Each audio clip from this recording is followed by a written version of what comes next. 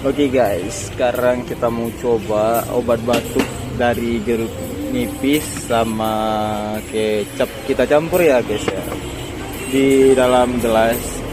Oke, sekarang jeruk nipisnya udah kita potong kecil-kecil, ya sekitar 1 buah lah ya kan.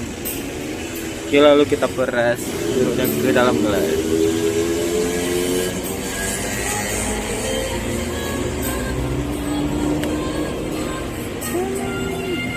Agak ribut guys, soalnya di pinggir jalan. By the way, hari ini hari Minggu, yang jomblo harap di rumah, kami pekerja harap bekerja.